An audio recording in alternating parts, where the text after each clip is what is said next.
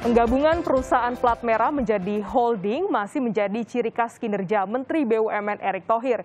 Kali ini yang dilebur adalah BUMN Logistik Laut, yaitu pelabuhan. Apakah merger Pelindo 1, 2, 3, dan 4 akan melahirkan multiplier efek ekonomi yang dahsyat? Berikut ulasannya.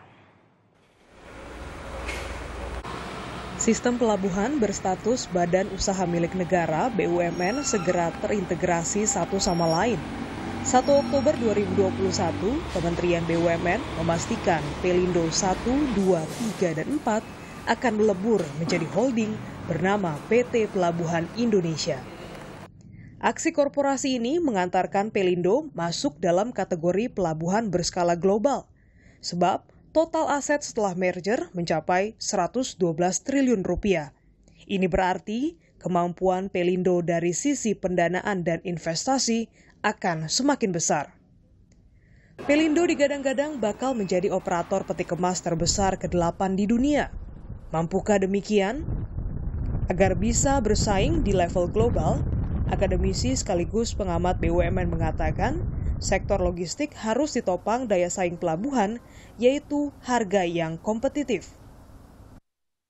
Tercatat, biaya logistik nasional memiliki porsi 23,5% terhadap produk domestik bruto PDB Indonesia, jauh lebih mahal dibanding sejumlah negara tetangga, Singapura dan Malaysia, yang masing-masing 8% dan 13% terhadap PDB.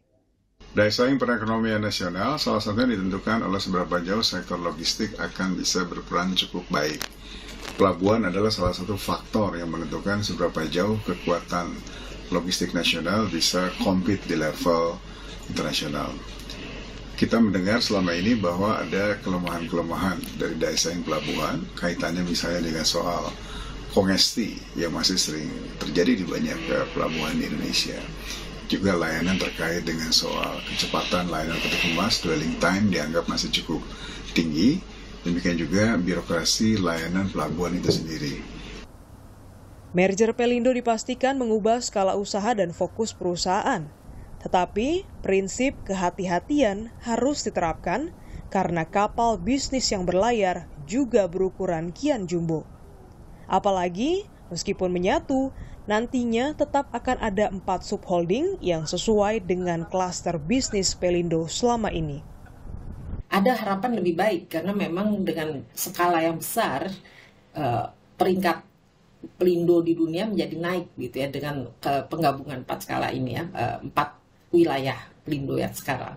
Nah, ini merupakan syarat ya untuk bisa hati-hati melakukan perubahan internal dan juga untuk masuk ke market yang eksternal. Karena memang selama ini pasar yang kita menangkan itu hanya di area lokal ya. Jadi kita belum masuk ke level internasional. Memang aksi korporasi ini bisa memberikan dampak sentimen positif terhadap saham Pelindo ya di IPCC dan IPCM ya. Karena memang aksi korporasi ini bisa mempengaruhi mekanisme koordinasi, fleksibilitas ekspansi, dan berbagai hal seperti efisiensi usaha ya, yang memang diharapkan memang memberikan dampak pada laba ya utamanya ya. Cuman memang saya melihat sentimen positif ini mungkin dari sisi teknikal saja ya, dan itu memang cenderung volatile terlebih kita melihat akan ada beberapa aksi profit taking ya dari investor, dan ini yang bisa menyebabkan itu semakin volatile meskipun ada kecenderungan sentimen positif yang menaik.